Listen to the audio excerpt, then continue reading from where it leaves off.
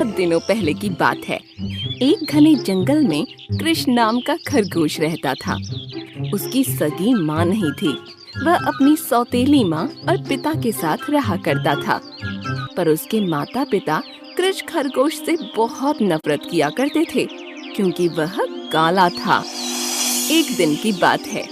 उसकी सौतेली माँ बोली, कृष्ण, तुम सुबह सुबह मेरे सामने मत आया करो। बिल्कुल गंदे लगते हो। कमबख्त, पूरा दिन मेरा खराब कर देता है। माँ, मुझे जोरों की भूख लगी है, इसलिए मैं किचन में आया हूँ। चल भाग यहाँ से बाहर। खाने को तेरी नजर ना लगे। जब हम लोग खा लेंगे तब तुझे बुलाएंगे। माँ, तुम तो मुझे हमेशा डांटती रहती हो, और भैया को देखो कितना प्यार करती हो। चुप कर करम जले। तुम्हारा भैया देख कितना सुंदर है, और तुम्हें खुद को देख कितने काले सांवले। तुझे देखते ही मुझे उल्टियाँ आने लगती है। अपनी सौतेली माँ की बात सुनकर कृष्ण खरगोश बाहर चला जाता है। जब परिवार के सब सदस्य खाना खा लेते हैं, तब उसकी माँ उसे बुलाती है। क्यों करम जले, इधर आ और खाना खा ले, और उसके बाद सारे घर की साफ सफाई कर देना। हाँ ठीक है माँ। जब कृष्ण खरगोश खाना खाने आता है, तो उसे बासी खाना दिखाई देता है। ये क्या माँ, ये तो सब बासी खाना है। मैं अगर इसे खाऊंगा तो बीमार पड़ जाऊंगा। ज्यादा चपड़ चपड़ मत कर।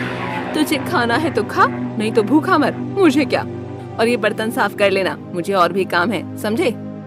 फिर किसी तरह कृष्ण खरगोश बासी खाना खा लेता है।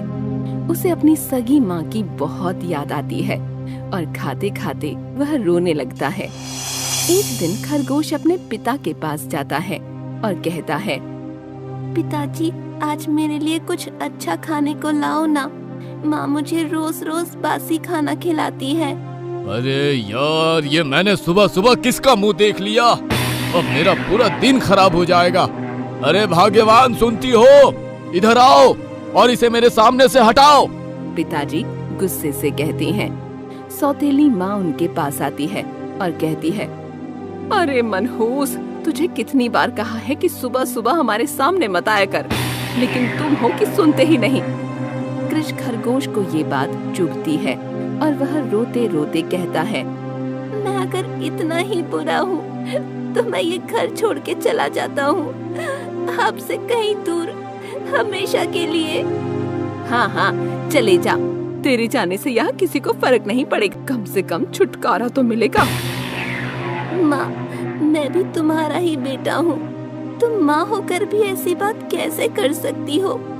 देखना, एक दिन इसी बेटे पर तुम्हें गर्व होगा। चलता हूँ मैं।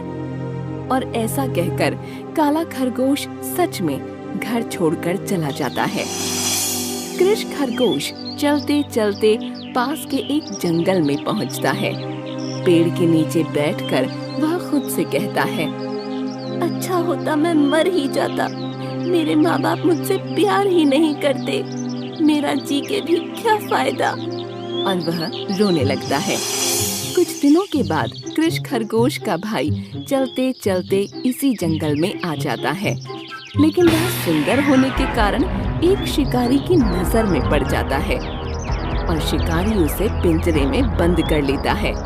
और कुछ देर के लिए खरगोश पकड़ने हेतु एक पेड़ के नीचे बैठ जाता है, और बीड़ी जलाने के लिए माचिस जलाता है, और आधी अधूरी माचिस वहीं जमीन पर फेंक देता है।